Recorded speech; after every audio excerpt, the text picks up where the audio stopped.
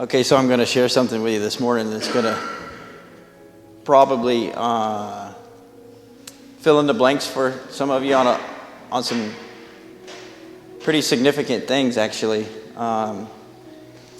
This is an offering message, but it's not specifically tailored just so that you hear another offering message.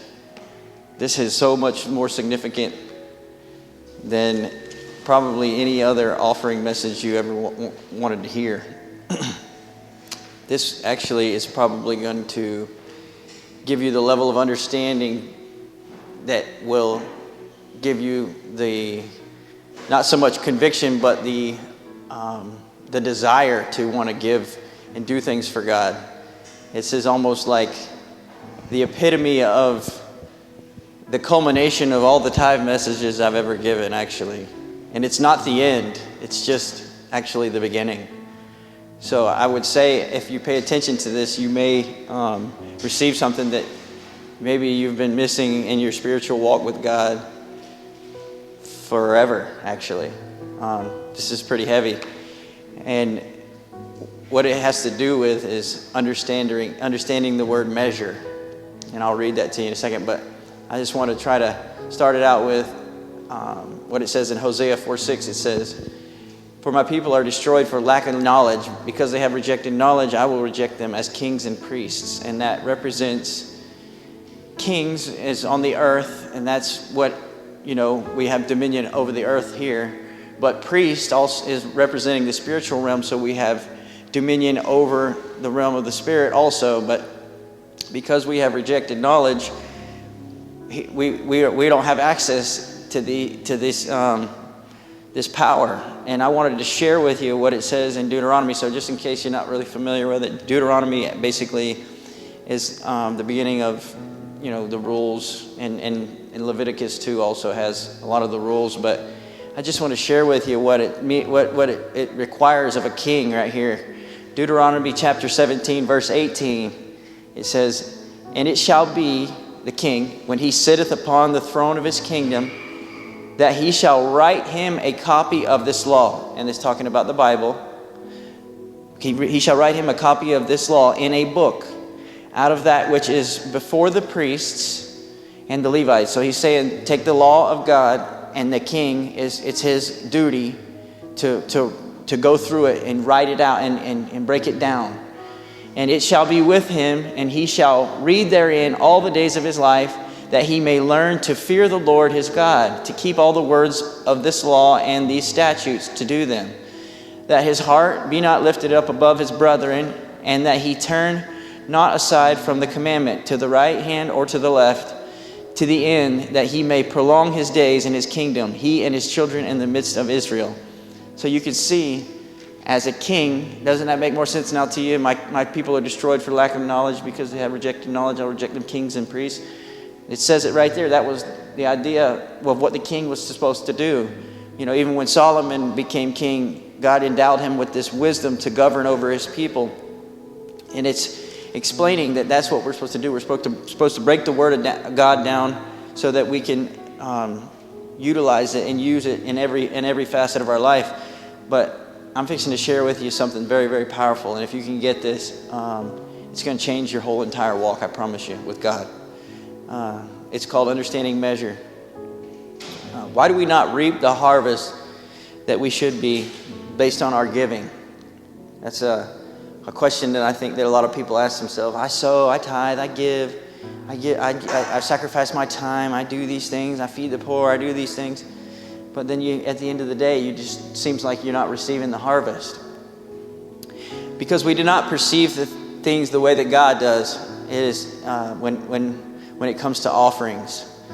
Like it says in Isaiah 55:11, he says, "My ways are not your ways, and my thoughts are not your thoughts." So we don't have the same level of perspective that God does when it comes to these things. If you turn to Luke 6:38, you'll see the verse that I'm kind of going to be working here.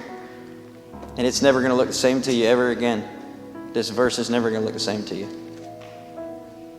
Luke 6:38, it says, "Give and it shall be given unto you. and everybody usually tries to leverage that verse and turn it into something. Oh, look, I've given. Look what I've done, Lord. Good measure. There's the word measure. Pressed down and shaken together and running over shall men give unto your bosom. For with the same measure that ye meet, withal it shall be measured unto you again. And that's the main principle on this whole thing. But that word measure, we perceive that to be as, a certain amount. Well, it's a certain amount, but it's not what you think it is. I promise you, I'm about to explain it to you. Our harvest is small because our measure is wrong. Our measure consists of more than giving. It involves our prayer, our sacrifices, such as time and things that have value. For you to receive, you have to be an example of the commandment of God. That's our measure. The commands of God, in order for us to receive, we have to be an example of that commandment. And even me, for example, I'm obligated to do more than what is required of you all, because I'm the one showing you this and teaching it to you. So I'm under a heavier obligation than what you are. The point of giving to God or sacrificing to God is not so that you can receive the same thing. You give so that you can get more in return. God multiplies our offerings. Every time that you sacrifice, there must be a reward from it. If you plant one seed, it doesn't produce one fruit. You got to understand this concept and this principle. So if you are sowing seed and you get one fruit or not even the same measure, it means that your giving is wrong. You're doing it the wrong way. Your giving is wrong to begin with. If you're not receiving the harvest from it, the measurement of men is not the measurement of God. God is not looking at the amount of the sacrifice. And the same measure that you give, does not mean the same amount. Your giving is only, listen to this if you want to write this down, your giving is only the vehicle that carries the measure that God is looking at.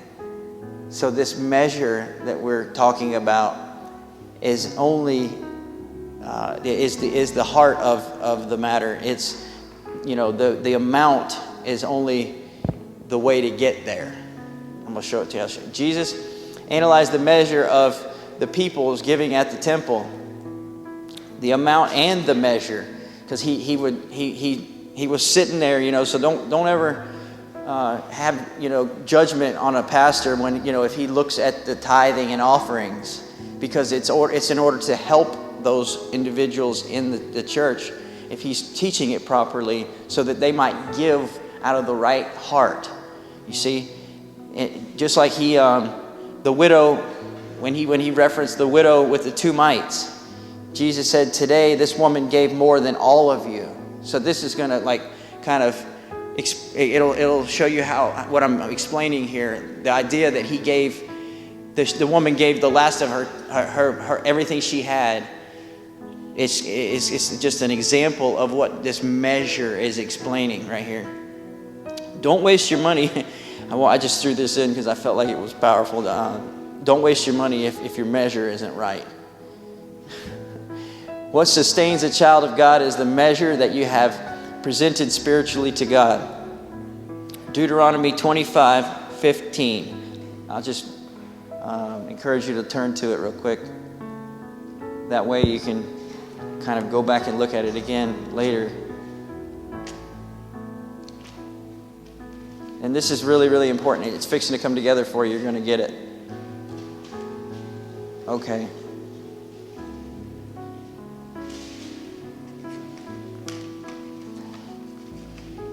Right here, verse 15. But thou shalt have a perfect and just weight.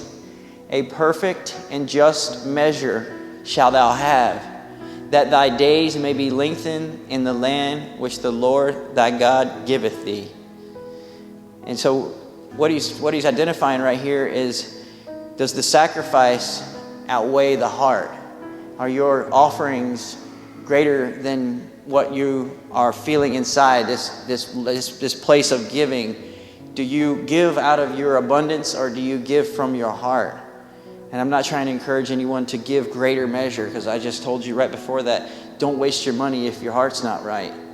You see? So he's saying, I'm going to read it again, but thou shalt have a perfect and just weight. A perfect and just measure shalt thou have, that thy days may be lengthened in the land which the Lord thy God giveth thee. So the measure and the weight of what you've given should be equal. Okay, it's not the physical thing that is moving God, it's the spiritual. This is fixing to be big for some of y'all, I promise you. Cain's sacrifice was no less than Abel's, but Abel offered a greater measure. I know that a lot of people probably have perceived that Cain offered a less worthy sacrifice for whatever reason and level that they perceived it at, or whatever teaching they were underneath. But until you get this figured out, what's truly going on, that Cain's heart was not right. His sacrifice was worthy. People will teach that a lot, actually, that his sacrifice was not worthy. But his sacrifice was worthy, but his measure was not right. His heart wasn't right. Many people are in the right career. This is where it's fixing to tie together real well for some of you. Many people are in the right career or in the right calling, but their measure is wrong. So they are harvesting things that are small. You see what I'm getting at here? I'll show you another reference point that's going to tie it together. Turn to Luke 18. I would just encourage you to write some of these things down, because you can go back and it'll make perfect sense to you. And it'll change the way you live your life in your spiritual walk. Luke 18, verse 9, and I'm going to read all the way to 14. And he spake this parable unto certain which trusted in themselves that they were righteous, and despised others. This is obviously Jesus. 2 men went up to the temple to pray, the one a Pharisee, the other a publican. And that basically means like an outcast. The Pharisee stood and prayed thus with himself, God, I thank thee that I am not as other men are, extortioners, unjust, adulterers, or even as this publican. I fast twice in the week. I give tithes of all that I possess. And the publican, standing afar off, would not lift so much as his eyes unto heaven, but smote himself upon his breast, saying, God, be merciful unto me, a sinner. I tell you, this man went down to his house justified rather than the other. For everyone that exalteth himself shall be abased, and he that humbleth himself shall be exalted. So this is a perfect example of a heart not being right in any type of offering. You know, because he says that he does all these things. The Pharisee stood and prayed thus with himself and said, God, I thank thee that I'm not as other men, extortioners, unjust, adulterers, or even as this publican. I fast twice in the week. I give tithes of all that I possess. You know, this includes it's all the way across the board. It doesn't matter what you're doing for God. If your heart's not right, and the measure, this is the measure that we're talking about. If your measure is not right, it's all just vanity. It's all waste. One offered a spiritual sacrifice, and the other a fleshly sacrifice. Many people do things for God out of obligation and not from the heart. The measure always comes from the bowel of your spirit. It means that you understand God. You understand, God, what I'm giving to you is already yours. God, what I'm doing for you is already belonging to you. If it be small in amount, give with greater measure. If it be a small task, do it with greater fervency. If it be a small prayer, pray like God was standing there holding your hand. We cannot measure our spirituality by our outside appearance. God, I did this, that I gave. I did this, I did that. I gave this to this ministry, and I gave to that ministry. I fasted this day and that day, but your life is not representing of any of that. You need to observe your measure. You know, all these things you tell God, when am I going to receive my reward, Lord? Well, you started off wrong. Why was the sacrifice of Jesus such a big deal? I mean, he was a man just like the rest of us. Because the measure of who he was, who he is, he chose to represent it with dust. He camouflaged it with flesh. All things were created by him, for him, and exist in him. But God gave that measure to save you and me. That is why we say God is love, because he gave up his divinity because he loved us. Because his measure and what he wanted to gain doesn't even match up. There are no conditions to receive Jesus. His measure is unconditional. So the idea of whoever you are doesn't matter, whether you were involved, whatever, it doesn't matter where you come from. There's no conditions. His measure is unconditional. The measure of the time we invest in God proves how much we love him. And my question is to all of us here, that should be our own question to ourselves every time we do anything that we claim to do for God, is how much do I really love him? Am I doing this out of my heart, or am I doing this because I feel like I'm checking the box off?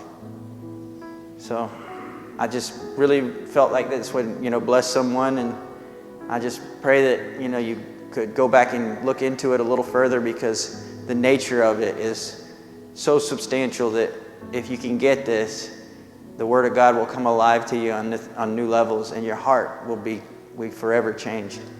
And I just give God all the praise and the glory and the honor. In Jesus' name, amen.